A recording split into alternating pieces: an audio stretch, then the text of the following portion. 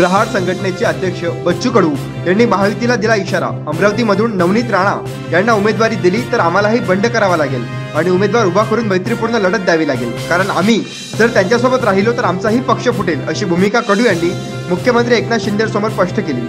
शिंदे आणि बच्चू कडू यांच्यामध्ये रात्री उशिरा वर्षा बंगल्यावरती बैठक झाली व या बैठकीमध्ये मुख्यमंत्री एकनाथ शिंदे यांनी कडूंना 4 तारखेला बैठक घेण्याचं आश्वासन दिलेलं आहे।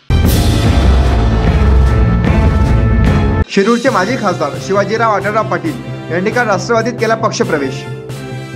उपमुख्यमंत्री अजित पवार यांच्या उपस्थितीत शिवाजीराव आढळराव पाटलांनी आपल्या हाती घड्याळ घेतलेला आहे। त्यामुळे आता शिरूर लोकसभेमध्ये शरद पवार गटाचे अमोल कोल्हे विरुद्ध शिवाजीराव पाटील अशी लढत होणार आहे। नितीन गडकरींनी भरला आज नागपूरमधून उमेदवारीचा अर्ज। देवेंद्र फडणवीस आणि प्रफुल्ल पटेल यांच्या उपस्थितीत नागपूरमध्ये महायुतीचं जोरदार शक्ती प्रदर्शन। ठाकरे गटाची लोकसभा उमेदवारांची 17 नावांची यादी जाहीर। पालघर आणि कल्याणच्या उमेदवारांची अद्यापही घोषणा नाही। ठाकरे गटाकडून सांगलीमध्ये चंद्रहार पाटील यांना उमेदवारी दिल्यानंतर काँग्रेसमध्ये नाराजी। विश्वजित कदम आणि विशाल पाटील सोनिया गांधींच्या भेटीला दिल्लीत दाखल।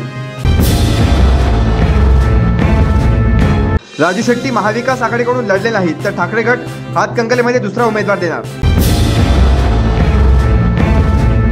प्रकाश आंबेडकरांकडून वंचित बहुजन आघाडीची लोकसभा उमेदवारांची पहिली 8 उमेदवारांची यादी जाहीर। प्रकाश आंबेडकर महाविकास आघाडीमध्ये जाणार नाहीत, यावर शिक्कामोर्तब।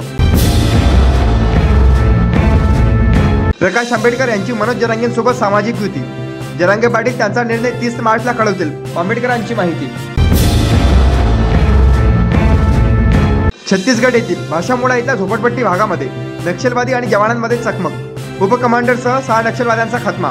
अशाच वेगवान घडामोडी पाहण्यासाठी आताच आमच्या जनविकास न्यूज चॅनलला सबस्क्राइब करा आणि रहा रोज अपडेट।